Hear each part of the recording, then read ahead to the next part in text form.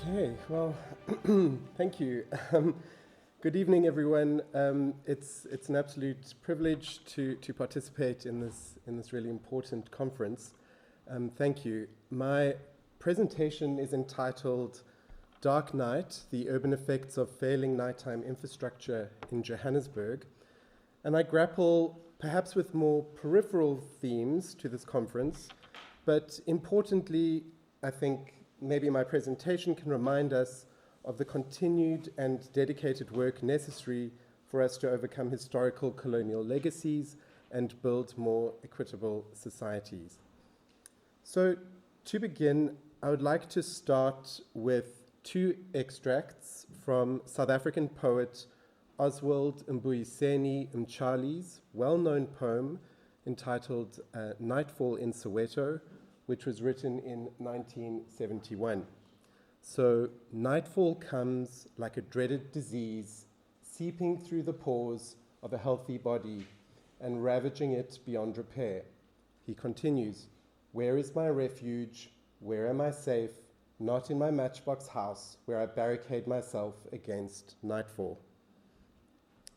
So, Mtshali speaks of the danger and uncertainty of nighttime in Soweto during apartheid, when oppressive infrastructures of control and surveillance operated with greatest force. So, as Mtshali's experience demonstrates, infrastructure networks are not hidden or neutral. They are intensely political, negotiated, acutely material, messy, and socially produced. Indeed, infrastructure systems carry significant socially constructed meaning. For some, infrastructure may incite excitement or anticipation. For others, it may bring about emotions like fear. Stephen Graham and Nigel Thrift expand this argument and note how infrastructure realities in different contexts hold very different relationships with the populations they serve.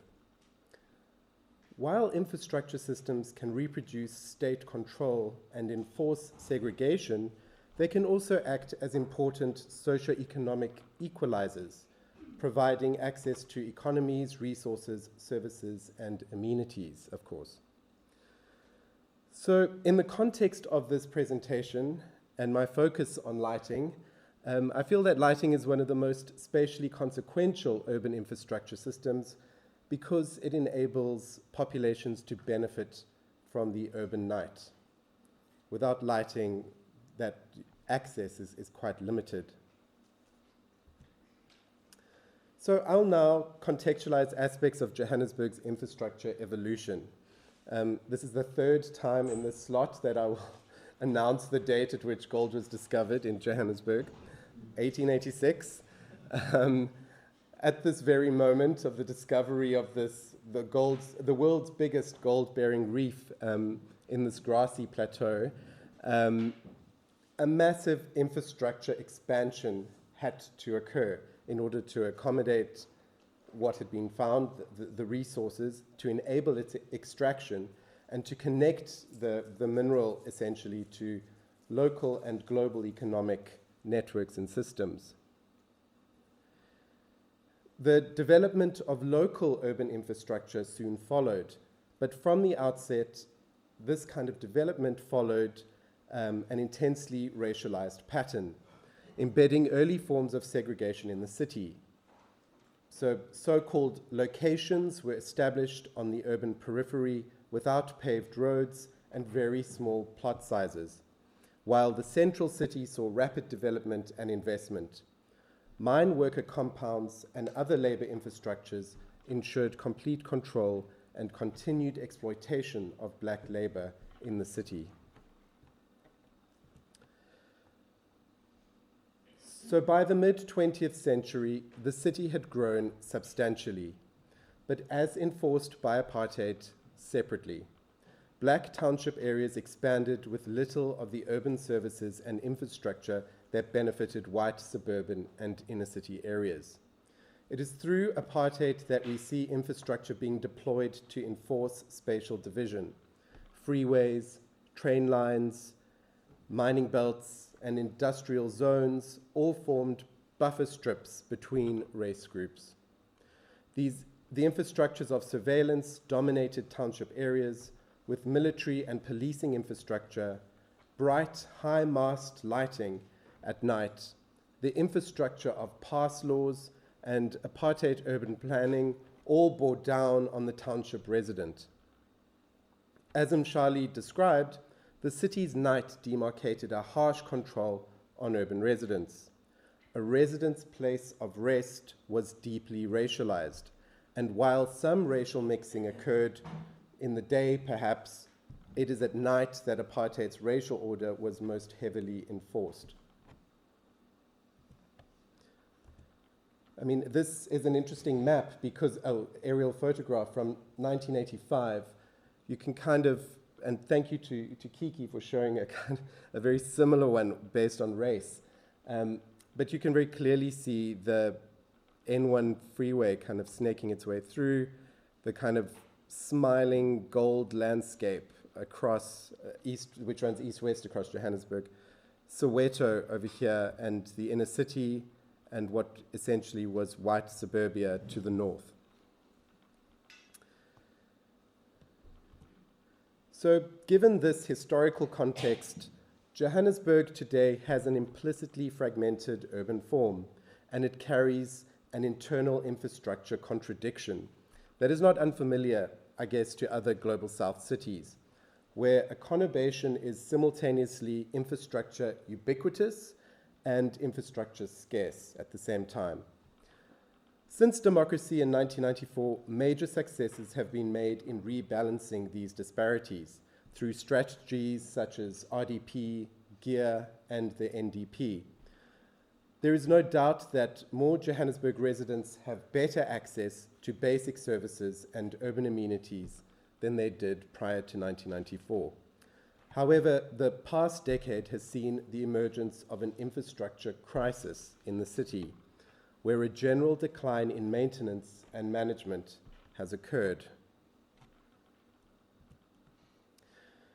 Of course, this is not unique to the South African context, or indeed the African context.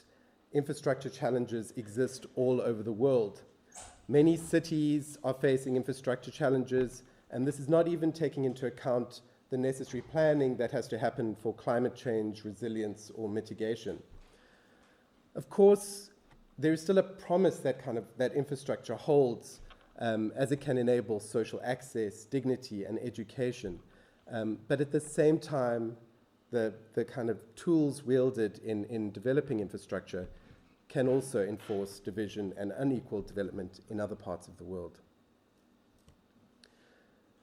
So many South Africans today probably feel an affinity with Mshali's words from 1971. Nightfall comes like a dreaded disease, seeping through the pores of a healthy body and ravaging it beyond repair. While Johannesburg's urban condition has changed through the post-apartheid era, racial and economic segregation remains. But once again, the urban night embodies this split most acutely. The decline of the city's nighttime can be tracked back to around 2008, when managed electricity blackouts, or sorry to remind the South Africans in the room of load shedding, began, but the effect of large portions of the city falling dark in a structured pattern daily marked a major change in our collective urban experience.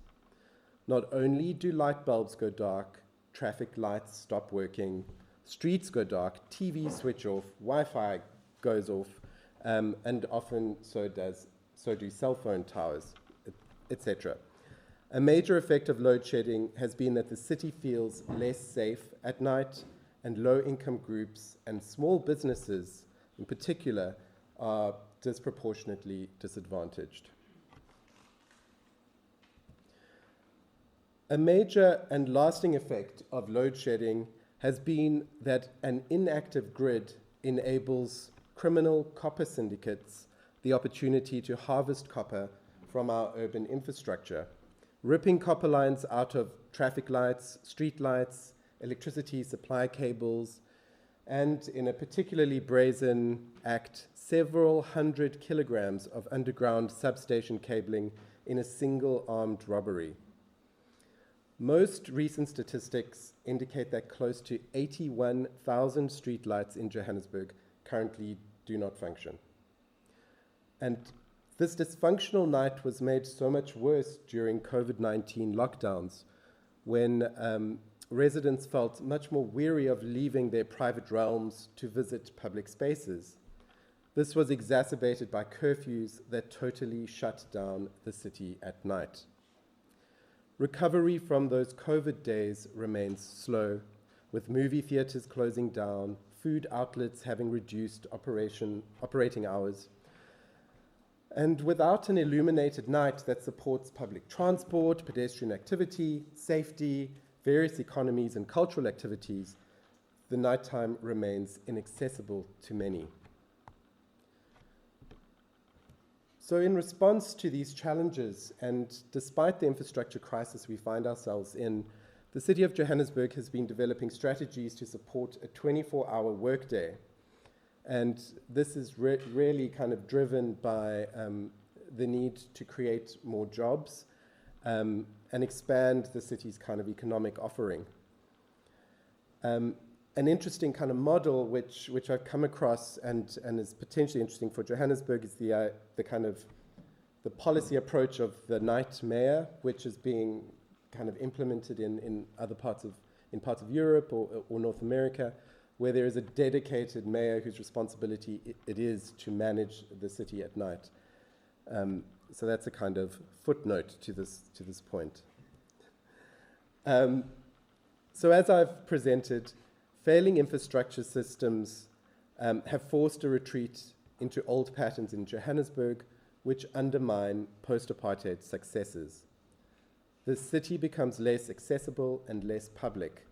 Life obviously continues, and much is also enabled in the dark, but the quality of life for most of the city's residents declines.